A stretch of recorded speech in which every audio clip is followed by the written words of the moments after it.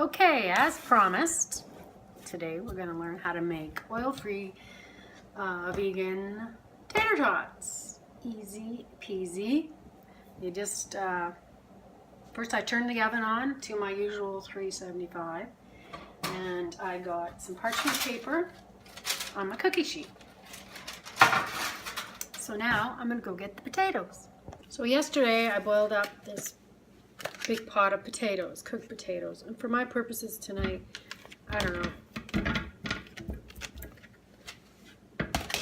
probably like that much. So all you do is you get your grater, your cheese grater, and you grate the potatoes into the bowl. Now these are already cooked, pre-cooked and cool. Okay, be back in a flash. Okay. They're all grated up nice.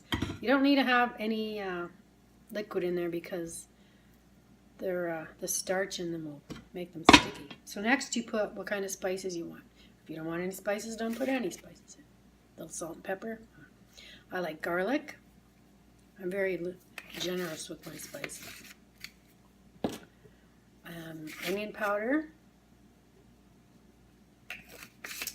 And I found some dried onion,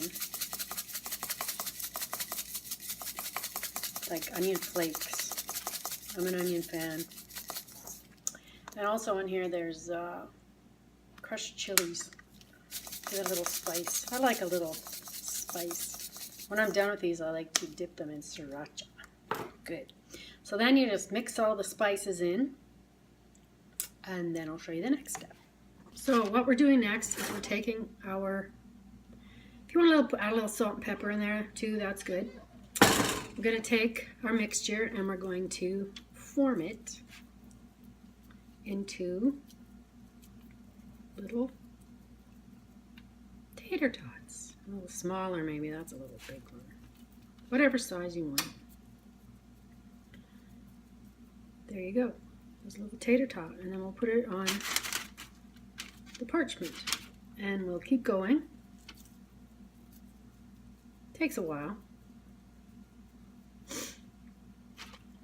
and we'll keep going till we're done. So while I'm making these things, I guess I was just thinking, if I've never made them with like leftover mashed potatoes, but I'm wondering if maybe that's might be a good idea, or if you have a potato ricer. I don't know how that works with your potatoes when they're cold though, putting them through a potato ricer, because that would speed things up instead of having to grate each one. The ricer is faster, and that's the consistency you kind of like. So I haven't tried that before. I don't have a ricer, and I haven't tried it with leftover mashed potatoes because I never have leftover mashed potatoes. So maybe next time when I have mashed potatoes, I'll make extra so I can just try to see if it works. Yikes! Okay, so I finished the tater tots. Not all very uniform size, but who the frick cares? And I'm going to put them in the oven. Now, when I first started doing this, I'd cook them for like 15 minutes, flip them over, then put the broiler on, but my broiler is broken. So I just cook them 15 minutes, then I flip them, then I check them, and I keep flipping them and checking them until they're cooked the way I want them. I'll check in a few minutes. So I've taken them out of the oven now, and here they are. If you have a broiler, they'd come out more evenly, but I've had to keep flipping them, and this is how I like them. So they're like crunchy on the outside and nice and soft on the inside, and they taste like tater tots. I like to dip them in sriracha. What do you think, Gracie?